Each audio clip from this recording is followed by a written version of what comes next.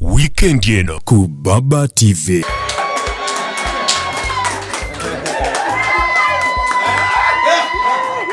Katugamba ku lw'abawala bonna abali e Boston tweyanziza senga olw'obuweereza bwe obulungi alina okwagala kungi nnyo. Buli ekijja mukama waffe aba akwagala. Era by'obadde okola Katonda yabadde mu ggwe ng'akukozesa. Kirungi nnyo okwebaza omuntu nga mulamu okusinga okwebaza ali wali ate mumunyumyako ebirungi tawulira. Eno gesi kyereme kusigala wano wabula ebeera enkola ya buli omu okwebazibwa ng'akyali mulamu. Tinyabo weebale nnyo emirimu gy'okola ku lwa St. Paul mukadde sifa gye njagadde kwebaza olw'amazima gw'okola weebale nnyo. Basiimye nnyo ne bannange abantu abankoledde surprise. Kale tukusabidde wamu naffe ffenna ng'abasumba Katonda kola obulungi obutali butono.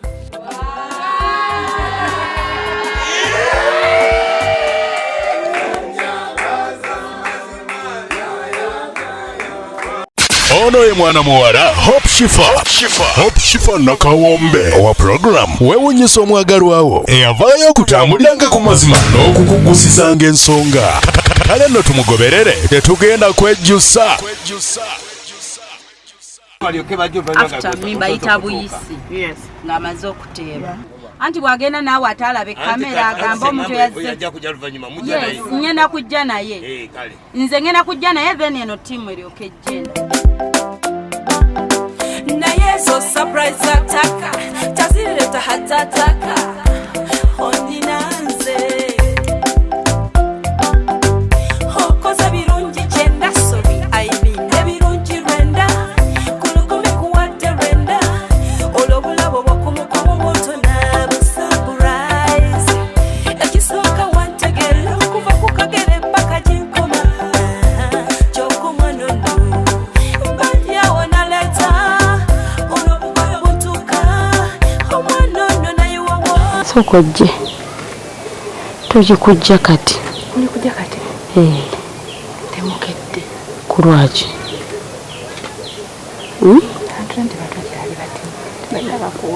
abantu bonna nze abalina bonna yenze abalina bonna naye ow'ebirabo ye ne bwajja muyite ow'ebirabo dabayo sokojje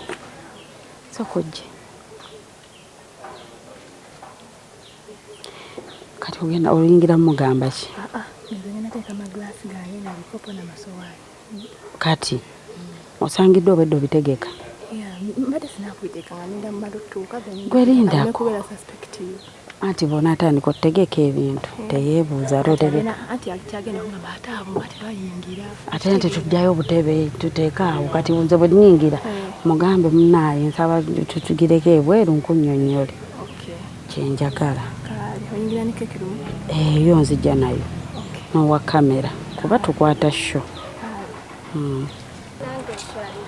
wangi wenkyadde naye toyogera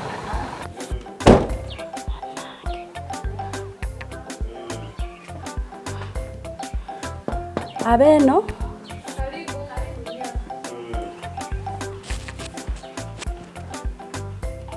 nga yeffe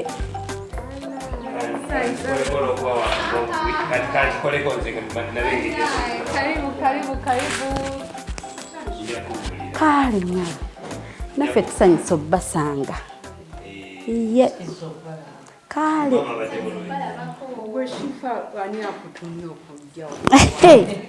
munnange nange bantumye okukunoonyaako naye yantumye eriyo omuntu akusiima tutuukidde ku nsonga era dde nyabo tutuukidde ku nsonga era dde nyabo bulungi nyabo sibeta nno nyabo kale nyabo era dde nyabo bulungi nyabo sibeta nno program tezisubwa leero munnange leero mbadde awo baboosi bange ku Baba TV ne baŋŋamba nti nyina okuyitirako wano nkubuuzeeko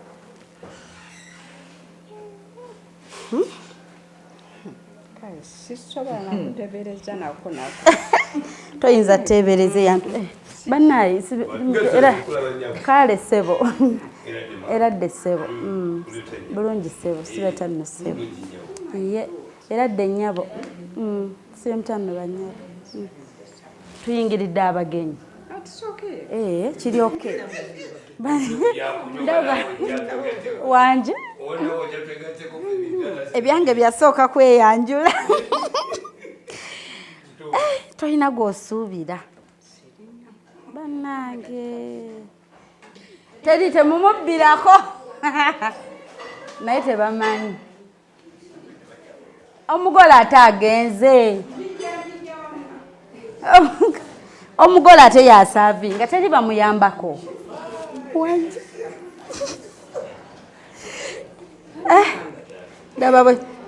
daba bwe tugudde mu bagenyi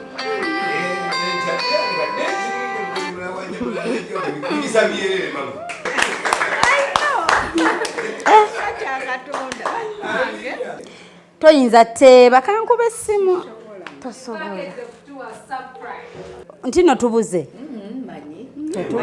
amannya geego tetubuze amannya geego maama kankubadde dino thank you hallo bannange gyebaleko ssebo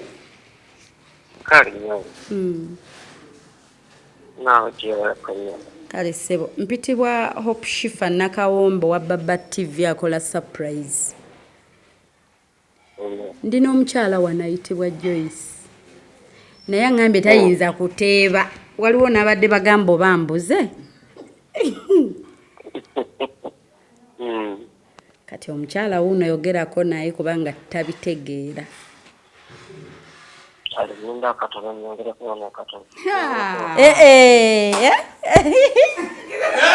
wanje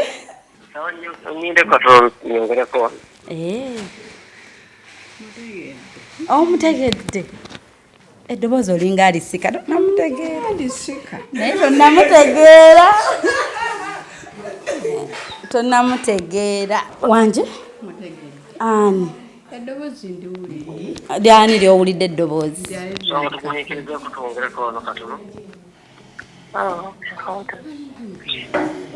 alingani alinga Reverand Kafeero ajja tubuulira tukwate empola abagenyi baffe tusanyusa obbalaba abasinza okati okubalaba ng'omutwegasseeko kale amasala wano tuyitiriddeko amiina simanyi okufaananyi naye ku masala gaffe yaffe hallo enyo okay kati batuwa obubaka batubuulire ani wanjinyawo bakuwulira wano eno omukyala akuwulira aliso egga agambye naye ate eddoboozi awuliranga eryani Reverand ani mpuliranga ery'omusumba musumbani musumba Kafeero nti ayinza oba ate si yeye simanyi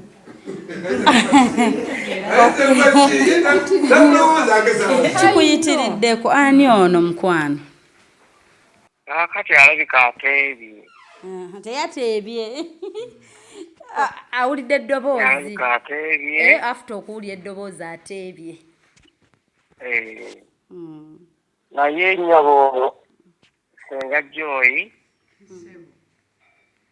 twagala kwebaza Katonda olw'obulamu bwo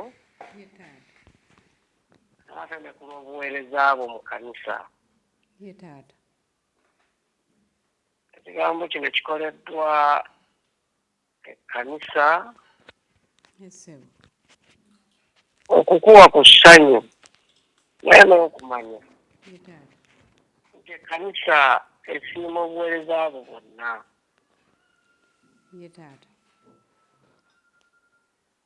mu buweereza bwo okuva lwewayingira ekkanisa n'okkiriza okuweereza teweekanyangako obadde okola n'okwagalako kwonna nga towalirizibwa era n'essanyu lingi tetulina kye tuyinza kukusasula ffe ng'abaana b'abantu okuggyako okusaba Mukama akwongera omukisa ate n'okweyongera okuweereza Mukama kuwasenga waye alina byonna. Okwebaza omukyalo oyo yakkiriza okutukolera ekigambo kino. Yakwebaza abakristaayo bonna omukubiriza Dr. Sebuufu, Aunty Susan, Aunty Roy, ababadde abasaale mu nsonga eno ate era ne muwala waffe. The recording has reached the maximum length. To replay your message, press 1.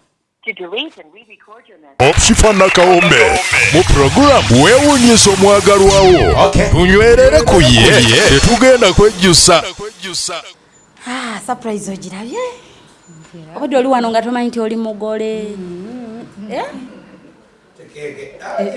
Kyakale mukyakafeero wuuno. Can you believe? Oh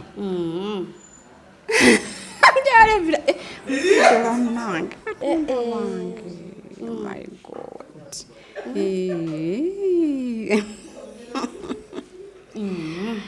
Katonda wange omukolo ogulabye namuleke nyambala eggomesi anti laba kosoko yambala eggomesi kale katukulinde oyambala eggomesi katukulinde.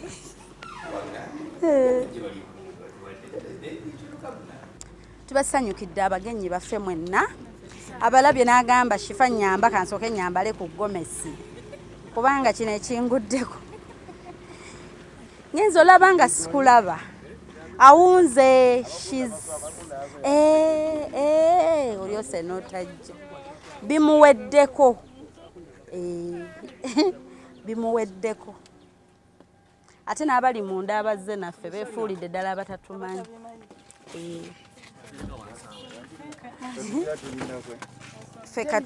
Kati ffe katuteekeyo tuseetinge aveeyo okwambala tusange n'ebintu byaffe. Bangambye tulinawo obutebe naye sibulabye obutebe butuulako. Anti Grace tewali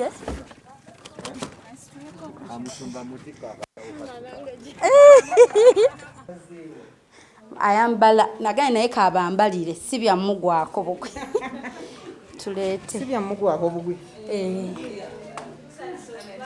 wano wa openinga nze owewaka kankole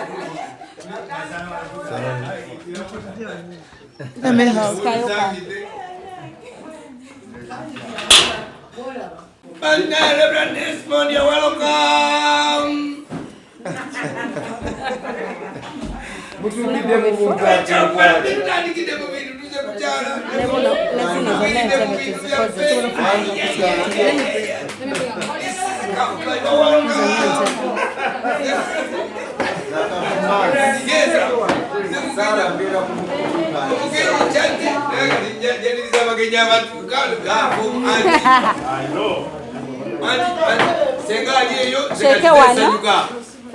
Senga nze kakwaniririza abantu ekirwalo kiyitiriddemu anti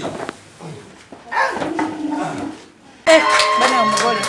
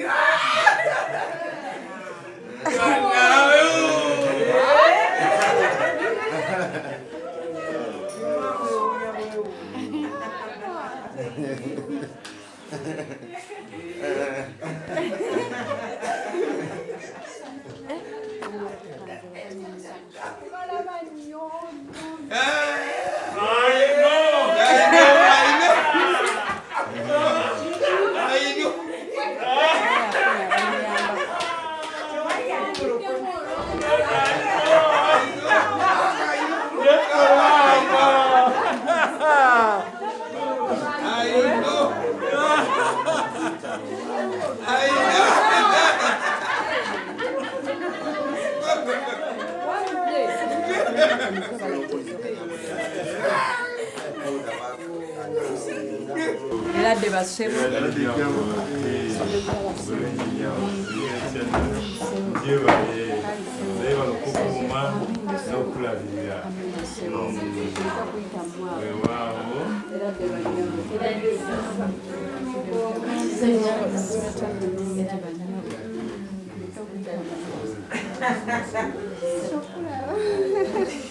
Manne nsanyuse nnyo okubalaba.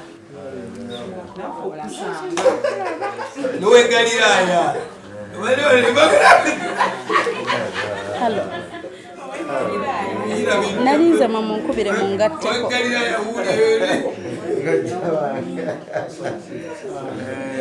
Kati ate mukubire ku simu eri mu simu gondinda. Kosa WhatsApp network ategaane. Kati kanfune WhatsApp. Ayina omukisa. Abadde yakakyala. N'abagenyi bayingiridde. Bana yazze n'omukisa. Nange ffe tuli basanyufu nnyo. Tukoze ekintu na twagala okulaga nti netukwagala. Hala? Okola byotukoledde ng'ekkanisa, byotukoledde ffe ng'abaana. Oli kyakulabirako kinene nnyo gye tuli. Twagala okwebaza Katonda olw'obulamu bwo. Kwegamba engeri gye tukulabyemu tulabye Katonda ng'akola ebikulu okuyita mu bulamu bwo. Era tusaba Katonda akuwa omukisa, akuwa buli kimu ky'osinga okwagala. Tukusiima nnyo buli lunaku n'okeera mu mpewo n'otegeka ekkanisa ffenna n'otufaako n'otukumaakuma. Tukwagala nnyo. Twagala nnyo. Tukoze akantu katini nnyo naye twagala okasiime kafudde ddala ku ntobo ya mutima gwaffe. Nnyo neyanzeege Mukama abampeera omukisa. Munkoledde ekintu kinene nnyo nzaani bannange. Neyanziza nnyo. Amen. Antroseti ajja okusembayo. Antroseti ajja okusembayo. Okay. Bannange jjajjange Nakku. Ebyange ngenda kwogera bitono mukwano. Naye weebale nnyo weebalire ddala. Tukoze kye tukoze nga twagala okulaga ensi nti okuweereza Katonda tekukubirayo. Nti yadde empeera yaffe eri mu ggulu naye n'okusiimibwa ku nsi nakyo kikulu. Weebale nnyo munnange weebalire ddala. Olina engeri ezo gy'onkyalenjingamu. Nze ne nzija mu kkanisa ne ntuula butuuzi. Naye weebale nnyo weebalire ddala. Mukama akuwa omukisa, Mukama akikubalire. Okushifa weebale nnyo munnange weebale. Naawe Mukama akuwa omukisa mukwano. Byange byebyo Antroseti. Nyanziza nnyo Anti Suzan mukwano muzzukulu nsiimye nnyo bannange nsiimye. Muwala we akutumidde.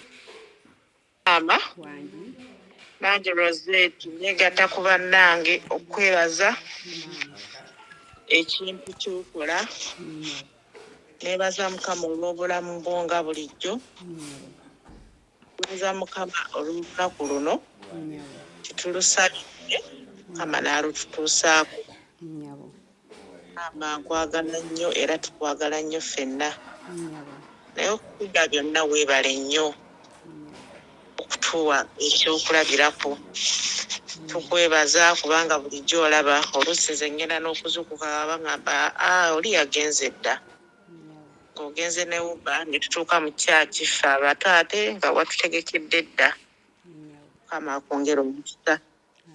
Era nja kuyisaawo ne kano nti munnange Mukama tumwebaza okuva lwajja mu America nti our house is warm. Mwebaza byonna maama okwagala kwo, essaala zo, okufuula awaka waffe nga wali so warm. Kati tuli wano tuliiwo oluusi okomawo enjala ekuluma naye ng'ettooke eribobeze teririiwo nakomyewo nendi ebikyere tulya nenniri ebikyere nagamba oh my god when is Jajja coming back awaka tukwebuuza naye mukama mulungi twebaza bannaffe bonna abasente ku bannange mwebale kutwagalira maama waffe mwebale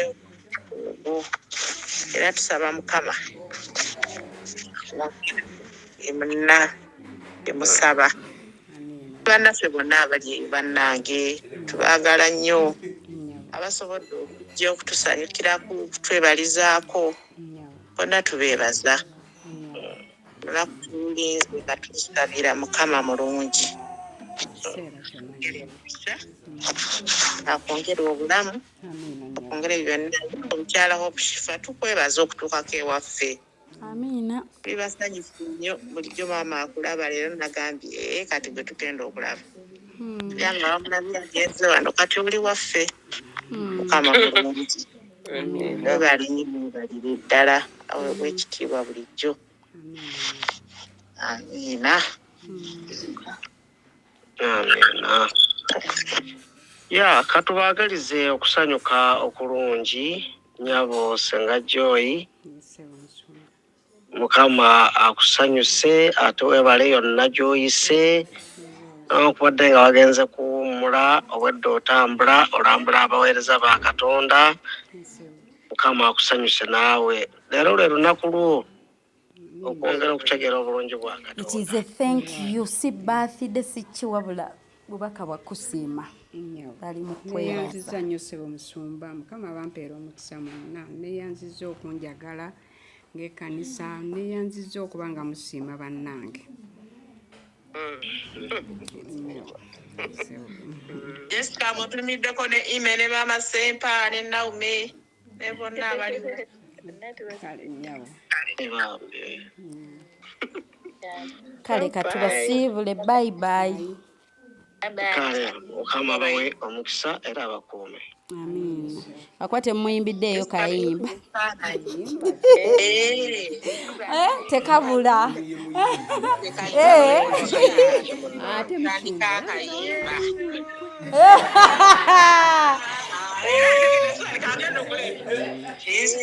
bayimbye nze tekabula.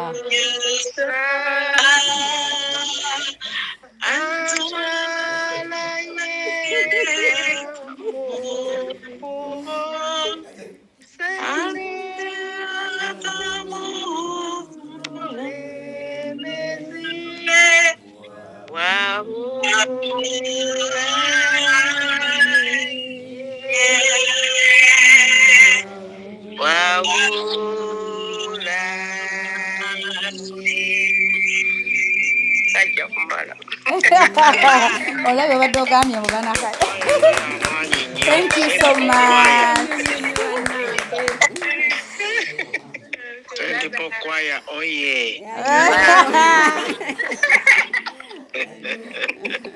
ate mwami kavuma tumutumiddeko ne group oba weeri bwe bali n'enkwe zaabwe. baagala nnyo hajati mama serebu abasumba baffe twagala kubeebaza bannange bonna mwebale nnyo mwebalire ddala bulungi mukama batuweera omukisa mwebale kuba naffe mwebale kuyimirira wamu naffe mwebale kusanyukira wamu naffe mu biro byonna. Amiina nnyo kyala kaffeero tumutumidde munange nnyini ebalire ddala kuyimirirawo mu byonna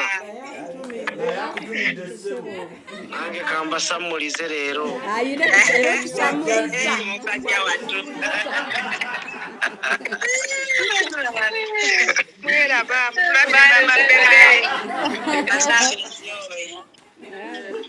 Kale mweraba temusiibulikika naye katubeerekereze. Kale mama bebe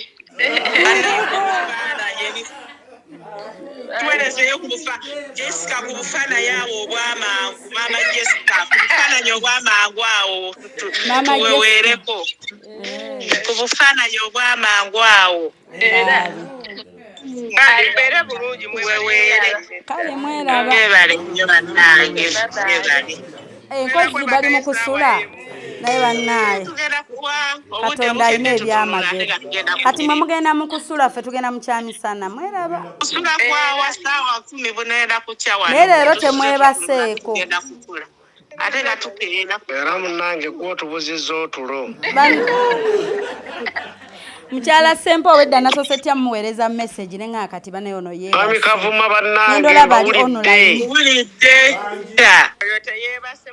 mutabani mundu mmenyo owedda nkwesigaawo era okimanyi owedda ng'aba kasita gy'oli ne hajati bannange mudabire mama bebe bannange maama Samali tukutumidde nnyo nnyo bali kutuuka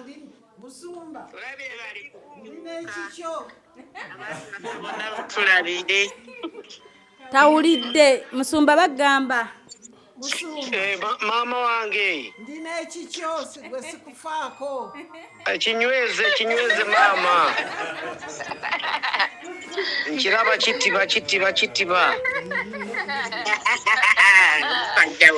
mama kifa genda okole bano baveeko batandise kudda mulavu zaabwe kale mweraba eddoboozi amasempa nti ali mu kale mundabire mugenda tulyako emmere bafumbye bafumbye ku mmere shifa bano bw'otaabaveeko tebajja kuvaako mbuno bafumbye naye mweraba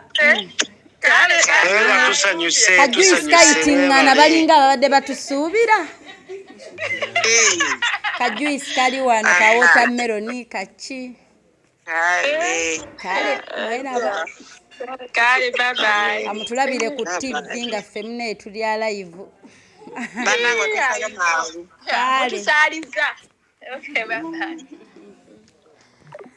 surprise ogirabye bulijjo bw'obiraba otera gamba otya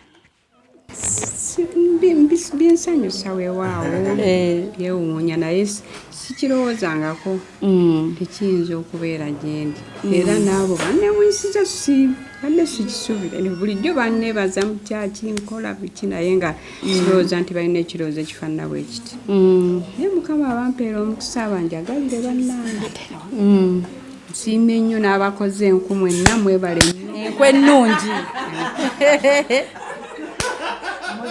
Kavuma n'omukyala kyala ebirandi n'omusumba munaku mwoli naye olowooza mwali ku lwaki osinzidde ku ki yakirumiza mbu alina kuyitaano leero akusabireko mwali nga banoonya olwo ekikusibira ewaka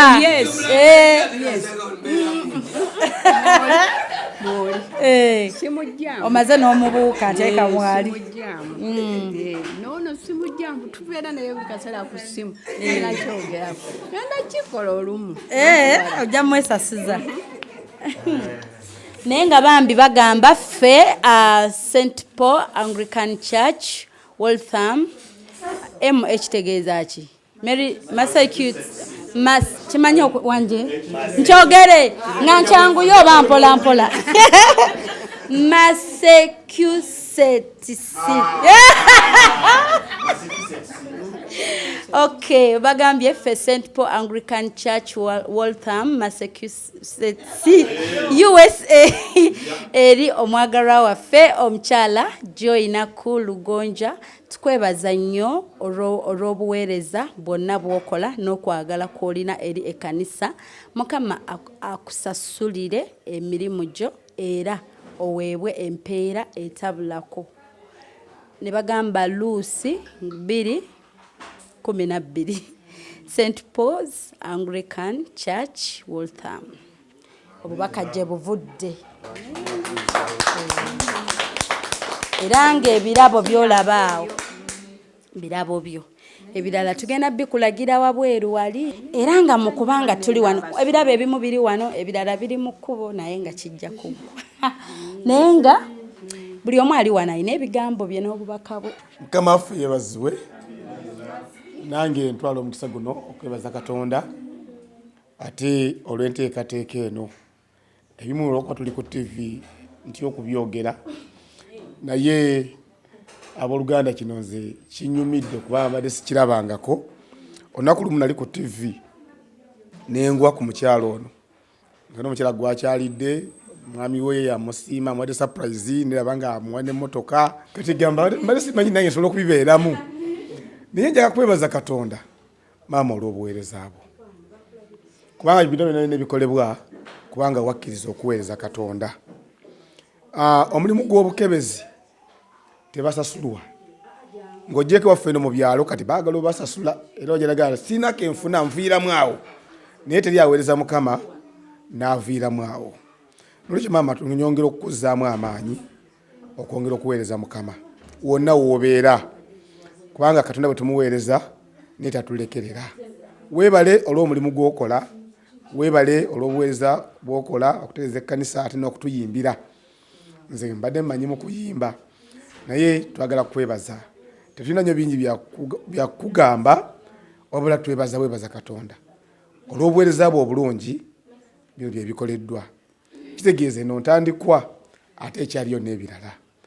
Tolaba bubi bantu abo boyisa ab'enkwe. Tebalaba bubi neyongera okubaagala kubanga bakulowooleza ekintu ekirungi. Mukama akutuwere nnyo omukisa.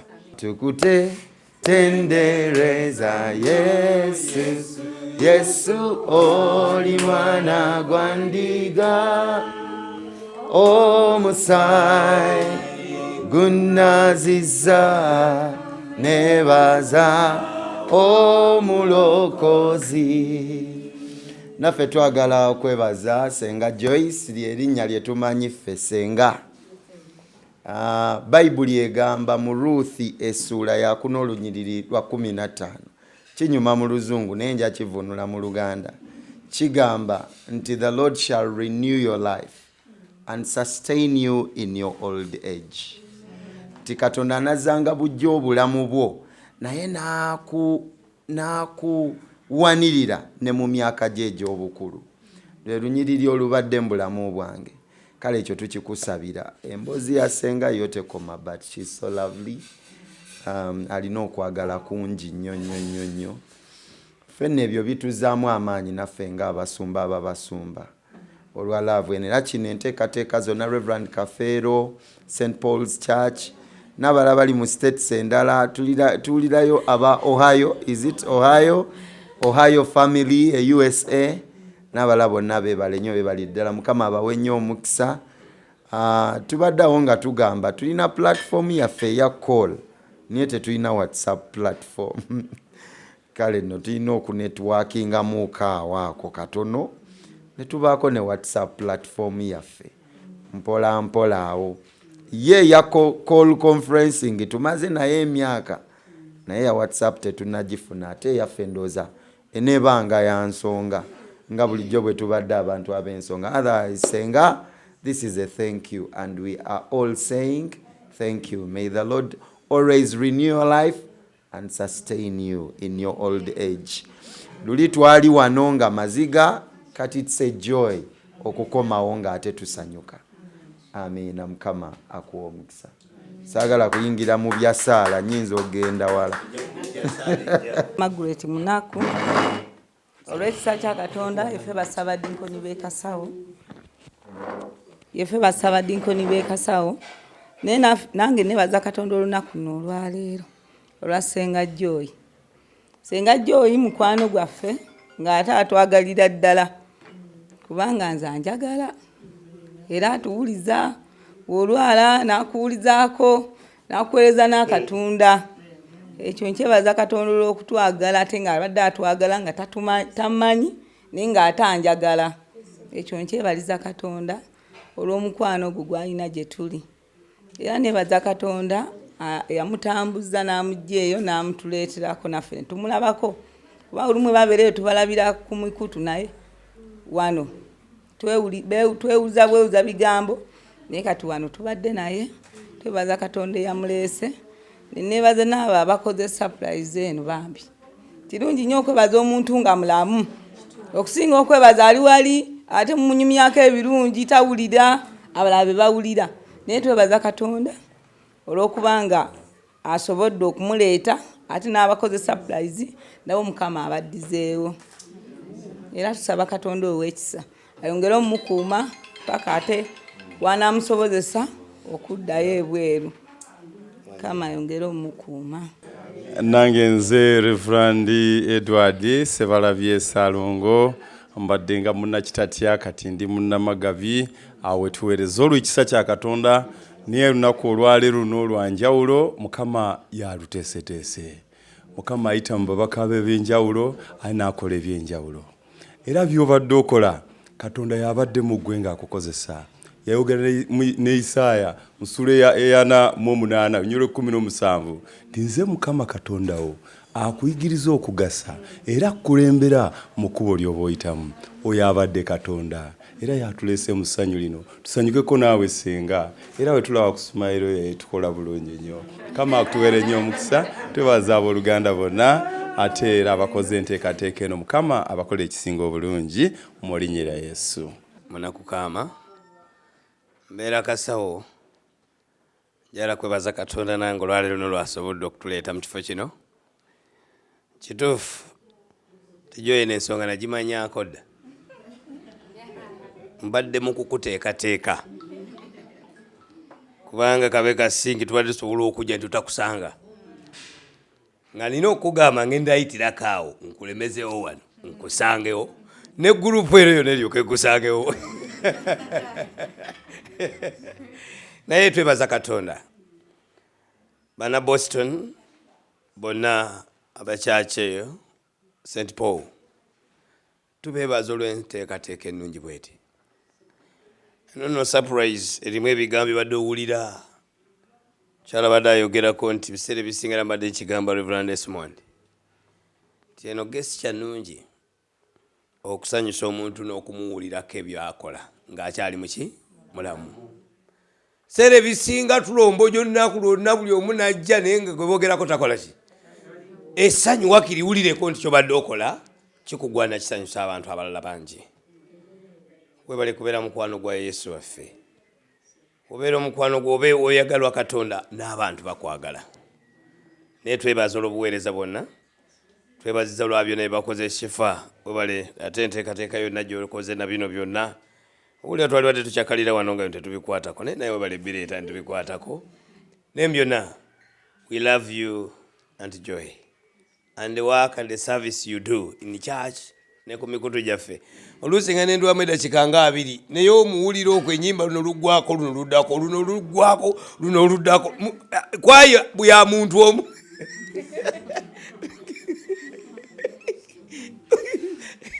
Naye kitusanyusa nnyo nnyo zama okwebaza abasumba baffe mwebale kwerekereza ne mujja okuwa omukyalo no surprise ey'okulaba ku basumba abasumba be jala kutuusa kwetonda ate kwa Reverend Latima yabadde wakujja naye ali mu isolation.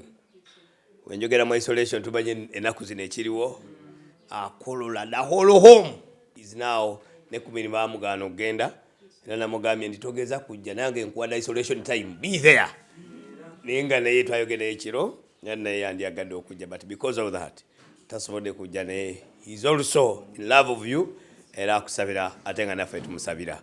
Jakwebaza bakavuma namwe okujja bendabyeko amadde muwulira buwulizi ali muwulira nnyo ne ku ready ne ku mukutu gwaffe naddala Sande nga bateeseza buterere owulira landeesa nateekako nendekako ninga leero luno abatafaali buli omu aleete naye twebaza olwabyo ne bemukola naye ate mwe bali kujja bwe muze mu Uganda ate ne tukola akantu ok'okujja okukyalirako Joy ewe wano alabe ku bantu balaba eri ate abalaba wano ate n'abantu bawano nabo bazze. Tweyanziza olw'okujja mami tweyanza okukusanga ffe tusaba Katonda omulamu eno gesi kyereme kusigala wano wabula ebeera enkola ya buli omu okwebazibwa ng'akyali mulamu.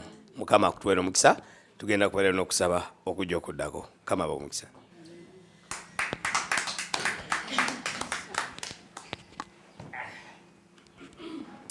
Kama yeebazibwe nnyo. Amannya gange nze Olivia Kafeero, Mukyaala Musumba, Mwami Kavuma gwe yatwala. Ate n'abala ne yeewaana naye. Katonda yeebazibwe nnyo, Senga Joy, olw'olunaku luno olulungi. Ekyamazima Katonda yeebala okulutuukiriza. Naffe tubadde tulwesunga, tusanyukireka awamu naawe. Kama yeebazibwe nnyo, ate n'abasumba bano bonna munnange bawuliziganya nabo ne babeerawo ku lunaku luno. Kama yeebazibwe nnyo, sirina bingi nnyo, nze nkusiima bisiimi. Okimanyi naawe ekyamazima okimanyi nnyo, bingi. Abaana bakwagala nnyo, weebale kunjagalira baana. Senga neeyanzizza neeyanzeege. Nkwebazaako ensusso nti weebale kunjagalira baana. Mukama akuwa omukisa era akuddizeewo mu byonna ne mu buweereza bwo bw'okola mu kkanisa. Weebale okutubuuzaako buli kadde kuba ate sikumiisingangako, obeerawo ate era n'oddamu. Mukama yeebazibwe nnyo n'okushiyaringanga ebyawandiikibwa bye tweweereza. Mukama akuwa omukisa ate era n'okunzirangamu. Katonda yeebazibwe nnyo, sirina bingi, nze okimanyi. Mukama akuwa omukisa.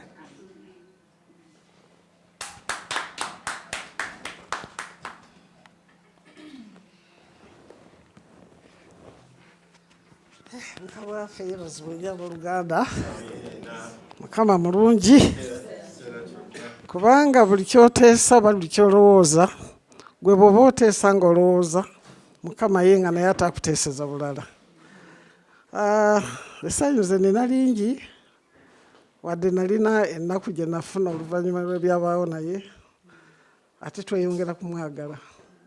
Kubanga okwagala kwalina, ye talina ngeri gy'atunnyonnyola oba anaakwagala mu bulungi oba mu bubi, naye buli ekijja Mukama waffe aba akwagala. Kubanga ggwe w'oli akulekawo olw'ensonga. Kale Senga Joy, ekintu ky'obwasenga kale okikoze. Ekigambo ky'obwasenga kikulu nnyo era mwebale nnyo okwagala Senga Joy, kubanga nze omukyala ono alina omukwano gwe ate gwa mpola mpola nno ssebo. Si gwa maanyi, si gwa papa, si gwa kola ki. Ate nkwebaza kubanga waga nti omukyala ono agenze. Kale kati ndi muyimbi kwaye omu ekkanisa ya St. Paul togizanyisa ebeera n'omuyimbi ogwo. Era bwe naliyo nenyimba naye ng'abeera ebbali awo nga naye ayimba nga muwulira naye nga kwaye eri awo yo tegaziwa naye jagaziwa Joy. Kale Mukama mulungi nnyo abaana bo, weebale kwagala baana. Kubanga oyagala abaana okuva ddi okutuuka ddi, ate tokoma kwagala wabula n'okubalabirira n'obafumbira. Amerika efumbika ettooke eryo lirabika. Weebalire dda ne lwe naliyo lwe twaliyo nawulira ndidde ne ngamba baana Joy afumba. Munnange weebale kufumba. Ate kyeneewuunya famire ya Lugonja nagiwuliranga nga mpulira sitooli z'Abalugonja. It was a big family. Era ne simanya whether oli mwana wa Lugonja. Kale Mukama mulungi. Omuzeeyi yabazaala yebake bulungi. Kubanga omukoledde erinnya si wano wokka naye ne mu Amerika. Mukama yongera okukuuma, akuwa obulamu ate akuwa amaanyi. Kubanga bw'oyagala Yesu obeera ng'omu ku bagezigezi abasatu abaagenda ne bamunoonya ng'ageze ki ng'azaaliddwa. Kale buli muntu ayagala Yesu mugezigezi, si musiru. Omusiru yatagira ki? Yatamwagala. Naye weebale kwagala Yesu ate ne yajja kwongera okwagala. Mukama abawe nnyo omukisa ba Boston mubandabira nti gyendi yenze yennyini. ye naye luliba olwo ate n'ekirala kye mbakuutira abakyala abakristaayo bagambe nti ekibiina bakyongeremu amaanyi. nzija okuba omugenyi omukulu mu July oba August. Mukama abawe omukisa. Bannange abaweereza nsanyusa balaba ebiradi sina bigambo.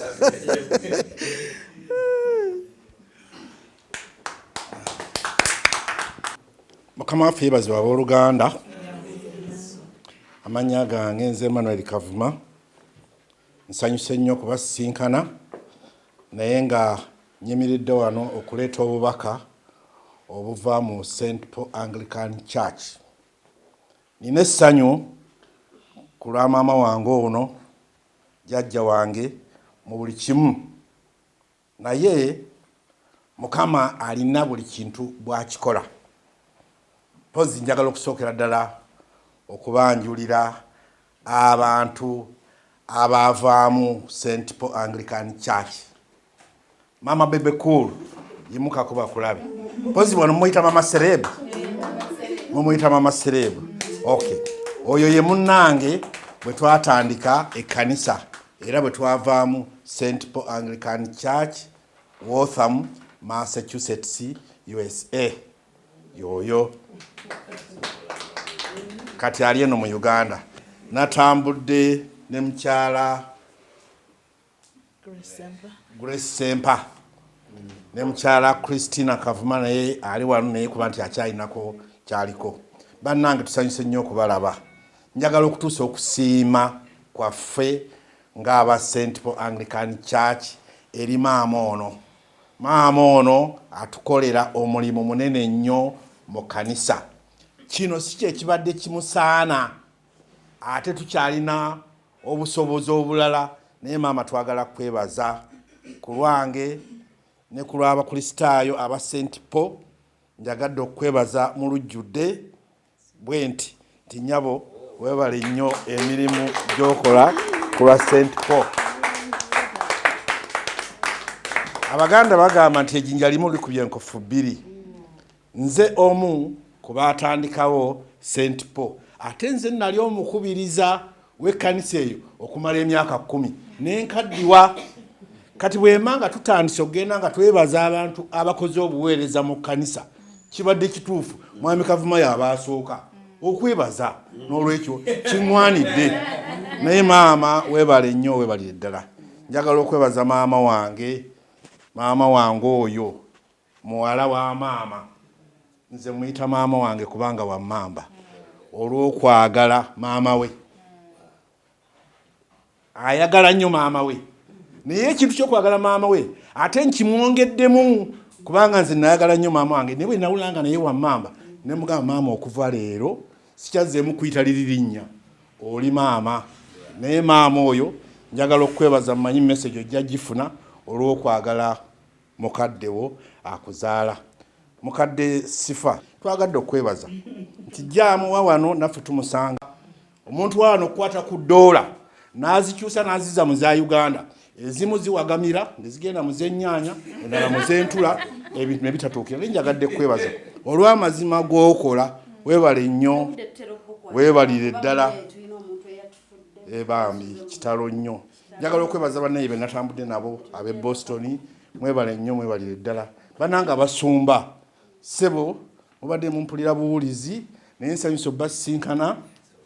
Nze nvaamu Ohio family. Ndowooza obadde tomumanyi naye abo abaana ab'Ohio bonna abaana ba mwami Kavuma. Naye nsanyusa nnyo obbasisinkana. Abo bonna kasowulira Kavuma abo bonna bakavuma abo. Yenze sebo bana nsanyusa nnyo Mukama abeere nammwe. Yeebazibwa Yesu. Nsanyusa nnyo nange okubeerako wano nga twebaza senga waffe mama waffe jjajja waffe mukwano gwaffe senga Joy. Twateekateeka ekintu kino okumala ebbanga nze nagenda okujja nga kiri mu nteekateeka era olunaku luno ne ndulekawo nga tugenda kubeera wano nga twebaza maama senga jjajja mukwano gwaffe olw'ebintu byakola mu buweereza obwa St. Paul Anglican Church nga tumumutwalidde naffe abantu basekinnoomu. Omuntu bamuyita senga kitegeeza nti aba ayina abantu bakolamu omulimu. Eriyo abantu abamu nga babayita basenga nga naye nga si mwana because e Buganda senga abeera mwannyina wa taatawo. Naye twebaza Katonda nti senga ono atulera ye muntu ajja n'akugamba nti Grace ekyo ky'okoze si kirungi. Amiina. Akubuulira ekintu ky'oteekwa okukola n'ekyotateeka kukola era ffe tumumanyi nti ye ali open. Otunulira butunulizi feesi ya senga n'omanya nti ekyo senga takoze eki takyagadde. Gwe nno senga ajja kukulaba gwe gundi nno ebitambaala ebyo senga ebitambaala ebyo bizinge bulungi ebitambaala bya senga ayina engeri gyakola ki gyabikwatamu gyabizinga tomala gabikwata. Buli muntu amumanya enkola ye naye nga twagala kwebaza olw'okwewaayo kubanga bwe tubeereyo mu mawanga tubeera nnyo ku kukola ne twerabira obuweereza bwa Katonda. Amiina. Naye nga ate ffenna tuli baweereza. Emirundi egisinga abakebezi abantu tebatera nnyo batwala nnyo ng'ensonga twagala nnyo eno waggulu eno naye ng'ate omuntu oyo ajja n'ayera ekkanisa n'asiimuula n'amakinga sure bye mulesewo ebikyafu abijjawo tuba nga tulina okukwebaza nnyo kubanga ffe tukeera tutayiminga sawa ya service tujja twambadde n'oyingira n'osaba n'ogenda obisanga binyirira oluusi n'oyisawoko n'engalo w'ogenda okutula bwoti tebasiimudde entebe. So omukyala ono be batwala obudde n'obuvunaanyizibwa ffe gye tubeera nga twetala ova ku awa odda ku eno dderi ne balongoosa ekkanisa ne tusanga ng'ate ekifo kirabika bulungi. Twagala okwebaza ku lw'okutwagala ate n'olw'okukuza abaana obulungi kubanga nze ndi musomesa wa Sunday school. Abaana b'okuttemu be mbasanze mu Sunday school bannyanguyidde olw'empisa. Amiina. Twagala okwebaza nti abaana mwina awamu ne maama Kiwanuka naye kamwebalize wano yadde taliiwo. Mwe bajjajja ababiri mu otha buli omu abamanyi nti omuntu bw'aleeta omwana okumulerera ewammwe ajja kuvaamu omwana omulungi. Amiina. So twagala okubasiima nti mwebale olw'omulimu gwe mukoze okutulera ffe abakulu ate nga mulera n'abaana baffe naye okusinga ennyo ku lw'ekkanisa olw'obuweereza obwo bwokola okutwagala n'okutulera n'okutufaako. Bannange nze nange mbeera ne maama wange naye bw'okomawo ewaka nga tewali kyakulya owulira bubi tusookera mu fridge maama kakike wafumbye bannange leero tunaalya ki. So we are assured we mubeerayo nti tugenda kufuna ne ku kyokulya engalo ze tuwagambye waka wabeera wabuguma mama kati wootali tebiringa bwe biteekwa okubeera era olaba nga waliwo omuwaatu waliwo kiva kimwawo ekiriwo naye mwebale okutugumiikiriza ne mugumiikiriza n'abaana baffe oluusi bakalubamuuko naye ate mubagumiikiriza. Kyenjagala okubasaba nkankayiseewo wano temutukoowa. Don't give up on us and don't give up on our children also kubanga naffe twagala abaana baffe bakule n'empisa nga ffe ze twakula nazo kireme okufa. Olwakuba oluusi mukola ne mugamba abaana ba Amerika tebawulira abaana bano tebawulira naye njagala basaba mweyongere temukoowa abaana abo mubakoze balina nno.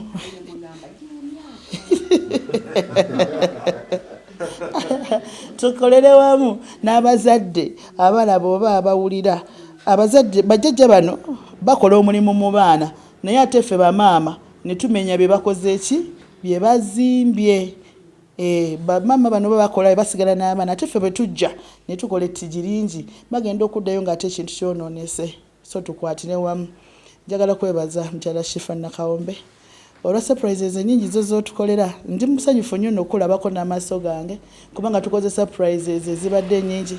Twakola ya Musumba Emma, twakola ya maama wange by the way njagala kwebaza maama wange omukyala Harriet Kwagalake twamuziise ku Sunday.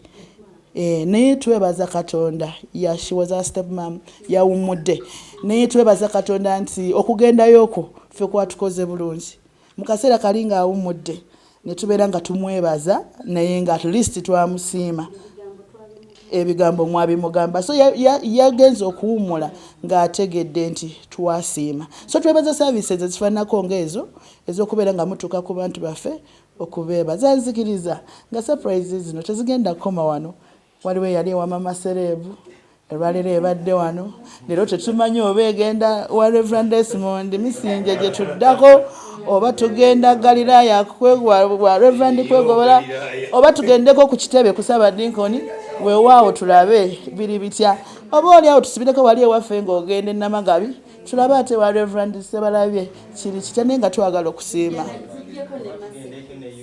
ne Massachusetts ojje okusuprisingeko amina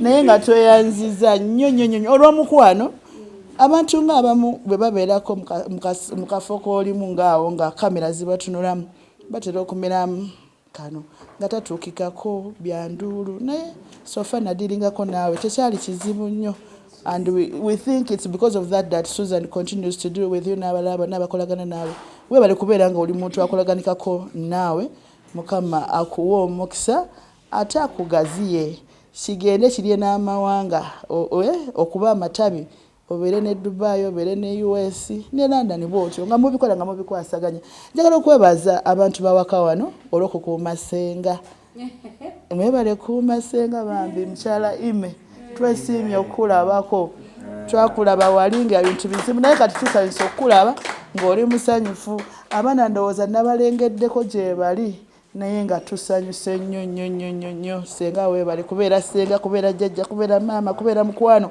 okubeera omuntu atubuulirira ne tubeera nga tuli kye tuli olwaleero kubanga otaddeko ettaffaali ffenno tuzze buzi kusiima nakweyanza nga tugamba ku lw'abawala bonna abali e Boston tweyanziza Ssenga weebale nnyo kulaba abakuyita maama abakuyita Ssenga abakuyita jjajja ate n'abaana baffe mu kkanisa tokoowa empeera omuwandiisi agambye nti nno Mukama akusasula emirimu gyo era oweebwa empeera etabulako nzikiriza nga Mukama ajja kuwa empeera etabulako tetusobola kwogera omuzungu yakola ekigambo thank you kitono nnyo but tuwulira munnamuffe nga kivuga kizitowa we want to say thank you for all you do for the love and for the care may the good Lord bless you as you continue to serve him akuwa omukisa Mukama amen naise ne bawala bange wano bamuyita Sharon Sebowa muwala wange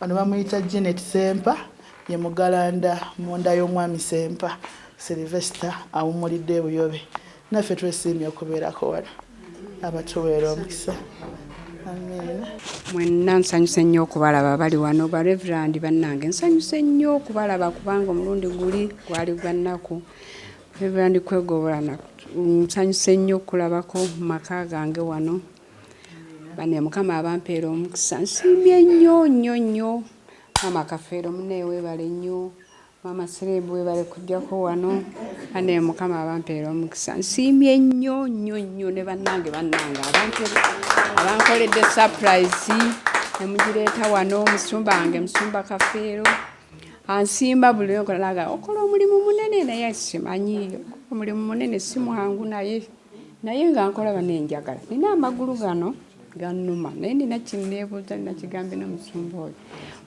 gye njija ebintu ebya kyaki waliwo amadaala naye nyambuka oba emirundi ng'emmeka nenyambuka nembinulayo neteeka nsooka nensiimula nenjera biki nennona ebintu nentimba ebitambaala nenzirayo omulundi gwokusatu nennona oba emikeeka biki oluusi bwe tuba twakusembera nennona ebyokusembera bwe mmala nenzirayo okwambala naye njagala okukugamba nti bwe ntuuka mu kyaki okutuula okusaba amagulu gadde omulundi gumu bwe guti era nagamba musumba nti musumba nsaasira olwo mba sisobola kuyimirira naye ng'obwedda ndi up and down ng'amagulu ago segawulira naye bwe ntuula bwe nti nga maliriza emirimu tutandise okusaba simanyi oba ab'omukyaki oba balaba nti oba nkikola ntyo tevuba oba neefuula ki naye banemba mu bulumi obw'amaanyi naye nga ndi aŋŋamba nti Yesu nsaasira okusaba n'okuggwako naye mu kiseera kye nga mazizza emirimu amagulu gaba gannuma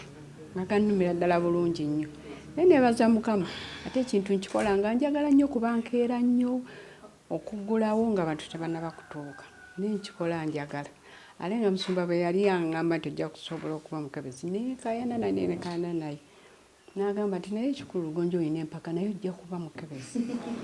Nenzikiriza naye nga nti kampeereze Mukama naye kati nkikolera ddala n'omutima nga mpulira nkyagala nnyo.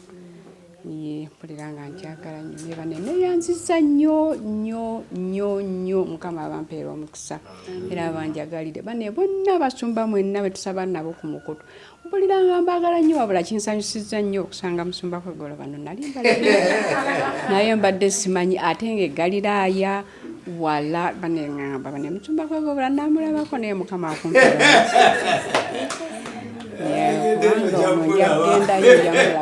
naye Mukama abampeera omukisa bannange nsanyuse nnyo Shifa munnange naye weebale nnyo okundeetera surprise wano ewange mbeera USA temuweereza mu kyaki nnyo mwami Kavuma ssebo banne mwenna mwebale nnyo bannange mwebale dda Grace weebale nnyo weebalire ddala wano ewange nnyabo nina nnyabo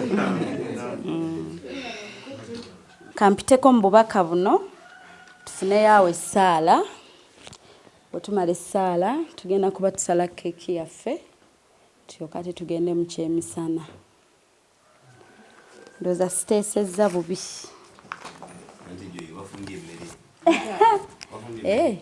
tabanga yatutegedde nti tujja yatutegedde nti tujja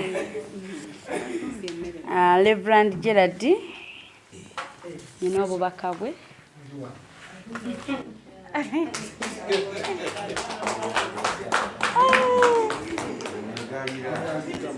kale lwakuba ntera okwagala ntumyala amanye kyentuusizza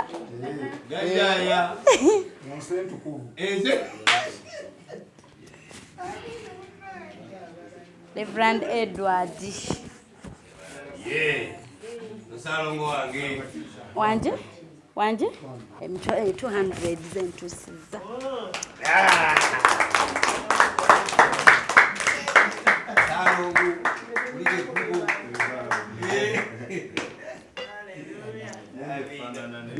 efaanana neyo okitegedde otya nti zifaanagana Reverend Serunjo Esmond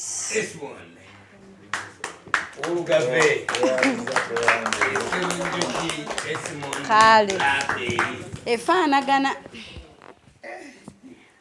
Mukyaala Reverend Kafeero nawe gy'oli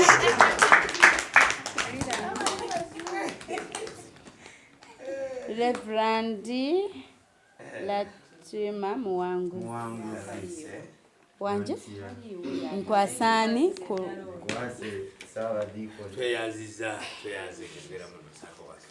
kale Reverend Moses Nakku Kaama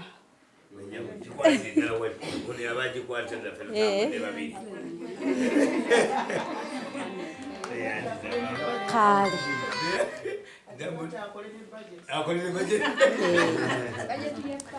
so obubaka obwo babuntisse nabwo mbutuuse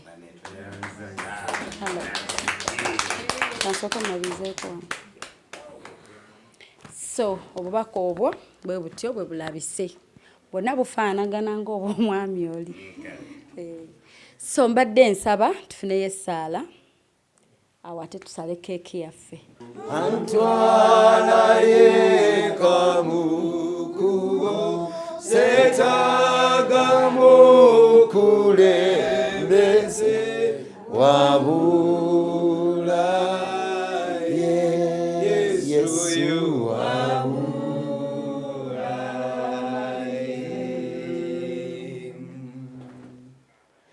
kale katusabe nja kusaba basumba banaagolola emikono gyabwe endowooza erisenga Joyce Katonda waffe ow'ekisa tuyimirira mu maanyi n'amafuta n'obuyinza omuzizzaamu amaanyi nga weddemu amaanyi okomyezaawo essuubi lye era ozzeemu essaala bw'asabye nga bulijjo kale bulijjo tusaba naye twegatta ku ggye lya bonna bannaffe ffe abali wano n'abalala abali e Boston, Massachusetts, abali Ohio ne ttiimu zonna eziri mu different states bulijjo nga bwe tuwuliziganya era bwe tuyimira ne tusaba twongera okubeegattako okuwanirira ssenga waffe emikono gyo senga tukusabira okulire mu kitiibwa, senga tukusabira okaddiire mu kitiibwa, senga tukusaba olibeera mulamu okulaba obulungi bwa Katonda. Tusaba Bayibuli egamba ng'ennaku z'omuti bwe ziri ennaku z'abantu bange. Tibalirwawo nga balya ku mulimu gw'emikono gye. Isaaya 6 yagamba nti tunula omage laba akuŋŋaanyiza bangi gy'oli, batabani bo ne bawala bo nga bavudde eyo wala n'obugagga bungi, obusukkulumu obw'oku nnyanja n'obugagga obw'amawanga nga bakuleetedde. Kale nno twebaza bino byongere okujja. Twogera n'eri amagulu agaluma emigga egyakubwa Yesu. Bayibuli egamba mu Isaaya 5:3 gye gituwonya, gireete okuwonyezebwa gy'oli. Tukusabidde bwe tutyo. Katonda akola ebyekisa, akutuwangaalize nnyo. Katonda akukusa obulamu, Katonda akuweesa ekitiibwa mu linnya lya Yesu. Ebirungi n'ekisa kye byeyongere eri obulamu bwo. Kale tukusabidde wamu naffe ffenna ng'abasumba, Katonda kola obulungi obutali butono. May this day be so remarkable in your life. Nti olituula n'ojjukira nti twasinzira no ne tukusabira, era wakati mu kwagala okungi abangi be bwali kwolesa gy'oli, Katonda n'akola ebyekisa. Tukwebaza Katonda n'olw'okusiima Ssenga waffe omukisa gw'otuwadde ng'akyali mulamu, n'awulira n'amatu ge n'amaaso ge ne galaba. Kiryoke kituukire kye wagamba nti ebyamatu bye gatawuliranga, n'obwongo bye butafumiitirizaakangako, n'amaaso bye gatalabanga, byokolera abo abakwagala. Erinnya lyo liweebwe ekitiibwa Mukama. Tukusabidde ekisa n'okubeerawo kwa Katonda n'amaanyi ga Katonda, obuwanguzi bwa Katonda n'ekisa kya Katonda n'obukuumi bwa Katonda mu linnya lya Yesu. Era Mukama ne Shifa naye tumuwanira mu mikono gyo for the faithfulness. Shifa tukusabira with your entire team. Katonda akuwe nnyo omukisa. Tuwulidde nti mwasuze mu kufiirwa, kitegeeze yafudde yabadde nammwe abakwatako. Kale nno tubawanira with the entire team. Mutambula, mugenda wano na wali, mufuna calls ez'enjawulo, surprise ezimu zisoomooza, naye we declare God's divine protection. Katonda abateekeko obukuumi bwe. Bwe munaavuga ng'eze emmotoka, bwe mugenda, bwe mudda, bwe mufuluma, bwe muyingira, Mukama abakuume. Shifa ne ttiimu yo yonna, Mukama abaggulirewo enzigi, abalabye obulungi bwe, ayongere okweyoleka eri obulamu bwammwe, abawe omukisa, agaziye ensalo zammwe. Mubadde omukisa eri obulamu bw'abantu bangi, nammwe Katonda kabawe nnyo omukisa. Era ekyo nkikusabidde bwe ntyo ne ttiimu yonna, era tubasabidde mu Yesu Kristo Mukama waffe. Nja kusaba saba dikoni atusabira omukisa. Katonda toyanza nate olwe kusaba okwo. Bwe nsaba Taata okusumula omukisa nga bwe tuzze n'ebigere ebingi ebiyingidde mu nnyumba eno. Laba emikisa mukwano gye tugenda okuleka mu nnyumba eno. Twagala tulaba ebintu bya Ssenga Joy nga bimugasa. Mayumba ge, abaana be nga balaba, abazzukulu, laba Immaculate Taata nga omulabirira n'abantu be, n'ebyo byonna Katonda obimanyi. Kale n'omukisa gwa Katonda kitaffe n'omwana mu omutukuvu gunyweza okusaba kwaffe, gunyweza okusaba kwe tuwulidde nga tusabira Mama Joy, Aunty Joy, kubeere mwana we Shifa olw'ebyo byonna by'akola, gubeere ku nnyumba eno. Ffenna twawukana n'omukisa Mama gw'atwagaliza. Nabe Boston, Katonda oyo ayongere okubagaziyiriza, okubawangaza n'obugabirizi bwonna. Omukisa ogubeere ku ffe ffenna, guleme kutuvaako emirembe n'emirembe. Amina.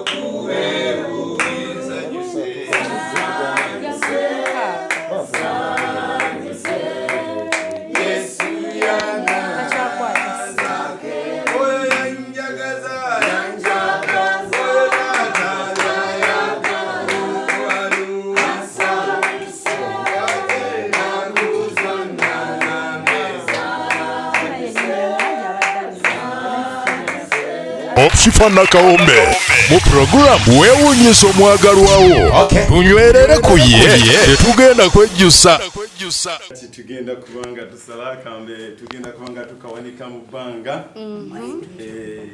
otyo tugenda kwogera ekigambo ekyo yo ye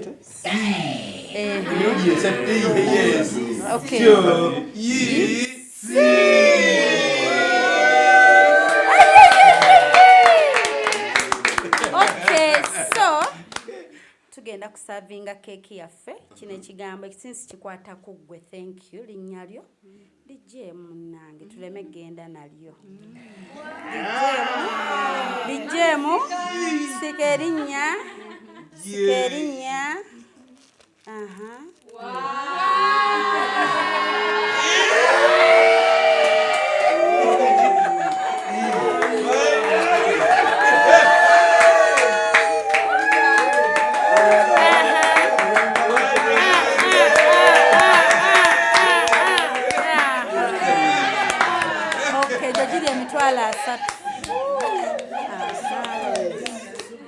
lyo lisigaza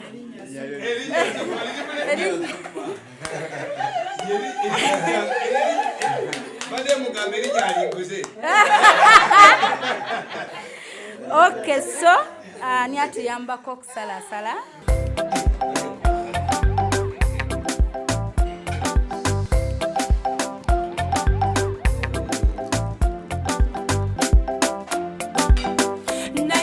surprise attack tazileta hatataka ondinanze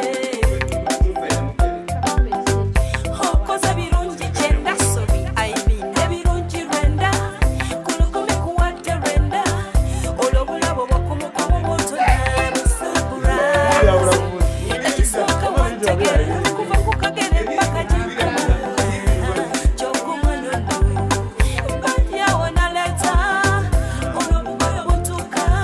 yes emuteka mutesaawo enkola yeeri ne bino bibyo byonna bibyo katubisumire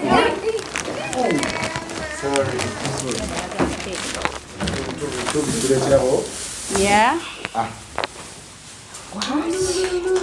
Mommy, surprise!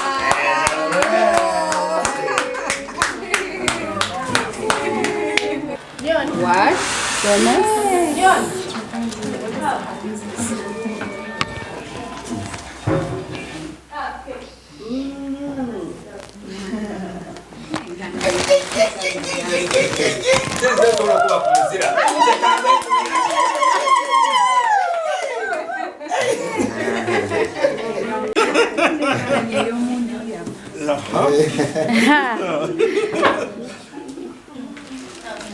Automatic. Eyo zanne kaza.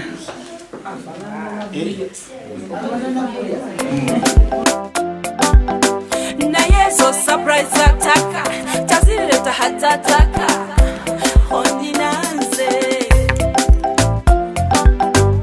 okoza birungi kyenda sobi aibinde birungi rwenda kulukumi kuwadde rwenda olwobulabo bwakumukamu bwotona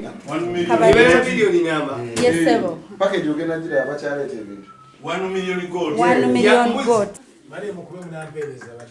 Gwe kokole kimu kyakulaba. Na yeso surprise attack tazileta hatataka ondinanze amulugano mukama yebazibwe amina apetite erimu kyenda mu mwenda katusabe twebaza katonda ebyokubitegudde amaaso gaffe tusaba tukufunama ebikozenga busima okuyita mu yesu kristo mukama waffe amina kwata okugulu okwo n'akasooka neweesalire eba yayidde bulungi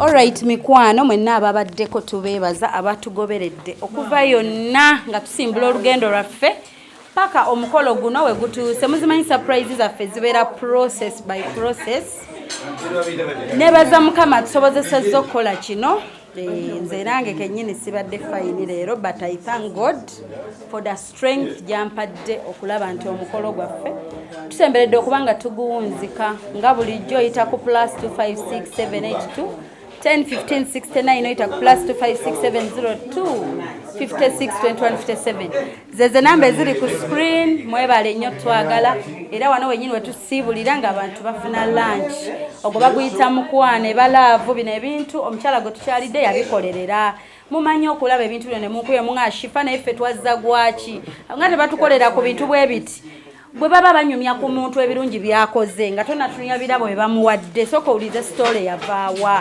abantu basiga ensiga ennungi era ne bakungula bulungi bw'oba oyagala kwagalwa naawe siga okwagalwa bw'oba oyagala okugabira naawe gaba bw'oba oyagala okuddiza naawe ddiza bw'oba oyagala okusiima naawe siima buli kintu kyekola kyokka mbaagala nnyo till next time bannange bye bye. Webale nnyo webalire ddala Hope Shifa Nakawombe owa program wewunyisa omwagalwawo okujja okutwetikkiranga essanyu. Thank you. Wetuli nnyo.